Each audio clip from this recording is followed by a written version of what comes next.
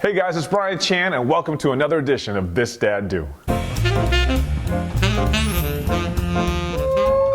This is gonna be so good. I'm ready to cook. You guys ready to cook? Pie cakey, flaky, brown cookie bakey. Get a little excited, I'm sorry. Somebody grab this? It's heavy. Thank you. Every Christmas, I travel back east to go visit my family in Virginia, and the one event that everybody looks forward to the most is the Christmas family potluck. Now, everyone needs to bring something, whether it be an appetizer or dessert or an entree, but I'm telling you, I walk into this thing with so much trepidation. I sweat, my hands get really clammy, I get so nervous because dishes that I brought in the past that I absolutely thought were gonna be crowd favorites ended up totally falling flat on their face. Every year, I have an epic fail. I remember one year I brought a corn pudding and my Uncle George took one bite of that thing and came straight up to me and said, "Brian, that is not corn pudding, that is cornbread." Huh? If you want it to be corn pudding, it's got to have a custard consistency and you need about a cup of brown sugar. Fail. It took me an entire year to recover from that, but I did, and I came back the next year with something called a croquembouche, which I saw Martha Stewart make on one of her specials. Now this thing is a bunch of puff pastry with royal icing, flaked coconut, and pieces of peppermint bark. I had to carry this thing in with two hands, but for some reason, by the end of that event, that thing was barely touched. I didn't get it. Apparently, my family back in Virginia, they only like to eat things that they can pronounce. But you know what? I think I got it this year. I've got a secret weapon. Eat it! Meet the PieCaken, flaky, brown cookie bakey. A pie baked into a cake with a layer of brownie, topped with chocolate chip cookie, encased in yellow cake, frosted with vanilla frosting, accented with coconut flakes, and topped with crispy fried bacon. It's good. Time to get in the kitchen. Virginia, I'm coming for you. I'm sure you guys have heard of this thing called a turducken. It's like a duck shoved into a chicken, shoved into a turkey. Like everything gets a little bit bigger, right? It's like this Russian doll effect. That's now translated to something called a PieCaken, which is a pie baked inside of a cake. I've seen the pictures, it's all over the internet, and I'm like, man, you know what, that could be it. That could be my dish this year. But I know if I showed up with a pie baked into a cake, my Uncle George would still have something to say about it. So I'm gonna take that concept and I'm gonna kick it up a couple notches. I'm gonna go ahead and take a pie and I'm gonna bake it around a brownie, and then I'm gonna top that thing with a layer of chocolate chip cookie. But wait, no, I'm not quite done there. I'm gonna bake the entire thing in a yellow cake. And then I'm gonna take it and frost it in vanilla frosting. I'm gonna top it with shredded coconut, and then as the piece de resistance, I'm gonna go ahead and top it with bacon. Because you know what? What says country Christmas more than a little swine and chocolate? All right guys, before we get going, let's make sure we've got everything that we need. Now this right here is a standard cake pan. It's about 1.5 inches thick and obviously not tall enough to house all of our layers. This right here though is a 4-inch lip. That's what we're gonna need to have our pie, our cake, our cookie dough, our brownie mix. And this right here, see that latch? It's a springform pan, which means you can release that latch, it opens up the side, loosens it up, and we'll be able to lift it right off of that cake. Now on a normal cake pan, if we didn't have the springform, you'd have to invert it to get everything out. And we don't want to do that and risk damaging all of our hard work that we're gonna put in here. I've done a bunch of test runs on this, and I found the best way to do it is to cook it in layers, starting with the brownie and the cookie. You guys ready to get going? Let's do this.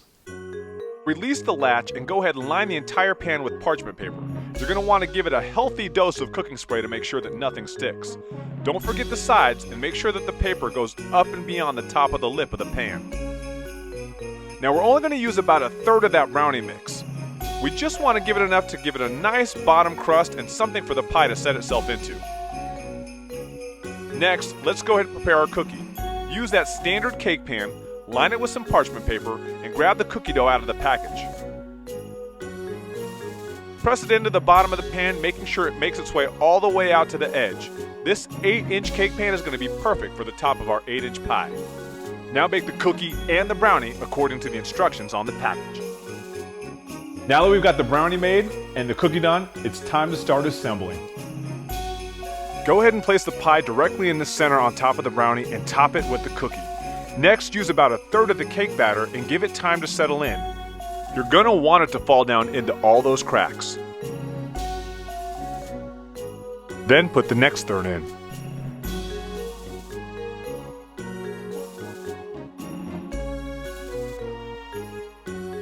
As you work in that mixture, just make sure you take your time on it. Remember, this is not a fast process. In the end, give it a good shake. Then get that thing into the oven, set it to 325, and put your timer to 30 to 35 minutes. Now everybody's recipe is going to be a little bit different, so until you fine-tune yours, just keep your eye on it. This one came out perfect at 33 minutes. Well, now it's time to frost this thing from top to bottom in vanilla frosting. I'll go ahead and decorate it with some toasted coconut, but then of course, end it with crispy fried bacon. All right guys, here we go.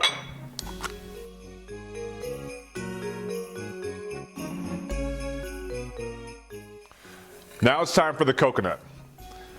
You guys thought this coconut was actually just a ploy or a way to add another layer to impress Uncle George, but you know what? When you're frosting a cake like this, it actually masks and hides any of the flaws. If I were to just do straight frosting, you would see every hole, every flaw, every error that I made in this thing. It's just a way to disguise it. It's actually a baker's trick.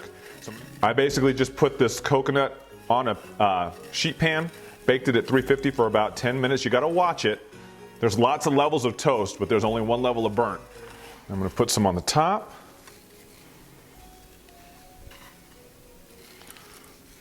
Man, this thing smells so good. And a country Christmas potluck wouldn't be complete without a little swine.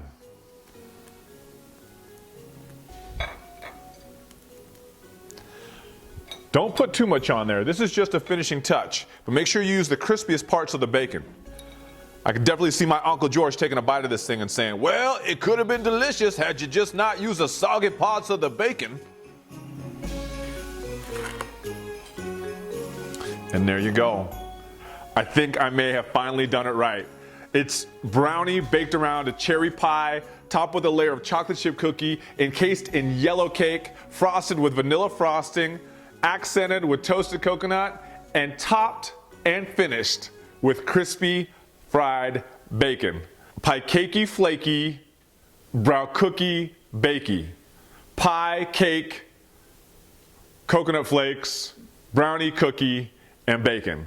But in our family, we will refer to this forever as the Uncle George.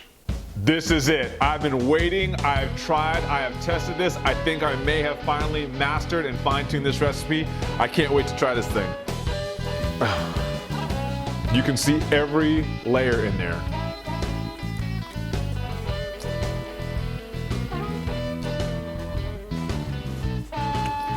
Man, that is delicious. I got a winner.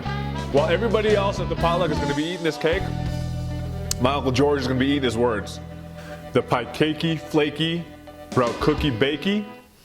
Yeah, eat up. ThisDadDo.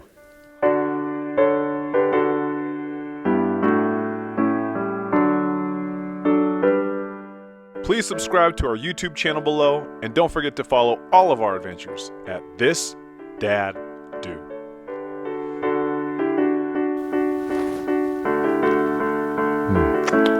Cherry's the best part. The PieCaken flaky brown cookie bakey. What do you want?